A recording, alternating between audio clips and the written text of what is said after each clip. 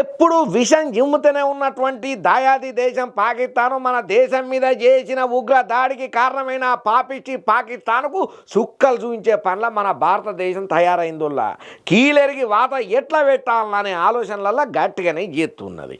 ఇక ఇంట్లో భాగంగానే ఆ దేశంలో ఉన్న అన్ని దౌత్యపరమైన సంబంధాలను తెంచుకోవాలని చెప్పి డిసైడ్ అయ్యింది. అవ్వడే కాదు, ఒక ప్రకటనను సుతం విడుదల చేసింది.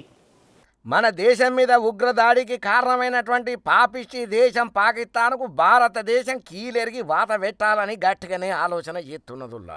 ఇక ఈ నేపథ్యంలో ఆ దేశంలో ఉన్న అన్ని దౌత్యపరమైనటువంటి సంబంధాలకు తెగదెంపులు వలుకుతున్నది. తెగదెంపులు చేసుకునే తట్టుగానే పక్కాగా ఆలోచనతోటి ఉన్నది కేంద్ర సర్కారు. అంతనే కాదు, మన దేశంలో పాకు దౌత్య ఆఫీసులలో పనిచేస్తున్నటువంటి 50 మంది పాకు దేశస్తులను 30కి తగ్గిస్తున్నట్టు ఒక ప్రకటన కూడా విడుదల చేసింది. అంతనే కాకుండా రీసెంట్గా మోడీ ప్రభుత్వం పాకిస్తాన్ ప్రభుత్వ ట్విట్టర్ ఖాతాను నిలిపివేస్తా బ్లాక్ చేసుకుంటా సంచలన నిర్ణయం తీసుకున్నాడు. ఇప్పుడు చాలా చెప్పుకోదగ్గ ముచ్చటయ్యింది. చెప్పుకోదగ్గ అంశమనే చెప్పాలి. ఇక దీంతో ఆ పాకిస్తాన్ దేశంతోని మాటలు లేవు, మాట్లాడుకోవడాలు లేవన్నట్టుగానే భారత ప్రభుత్వం నిర్వహణ చేస్తున్నది. పాకిస్తాన్ అష్ట దిగ్బంధనం చేసే దిశగా అడుగులెత్తున్నది కేంద్ర ప్రభుత్వం. ఇక ఇంట్లో భాగంగానే పాకిస్తాన్ ప్రభుత్వ అధికారిక ఎక్స్ ఖాతాను బ్లాక్ చేసింది భారత ప్రభుత్వం. ఇక ఆ ట్విట్టర్ పేజీని ఓపెన్ చేస్తే విత్ ఆల్ట్ అని చూపెడుతున్నదట.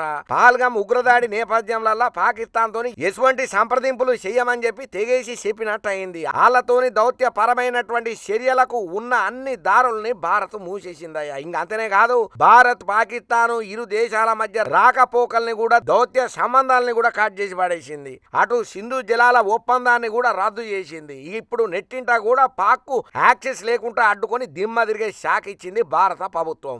ఇక భారత్లో పాక్ పర్యాటకులు వెంటనే దేశం విడిచి పోవాలని చెప్పి ఆదేశాలను సుతం జారీ చేసింది.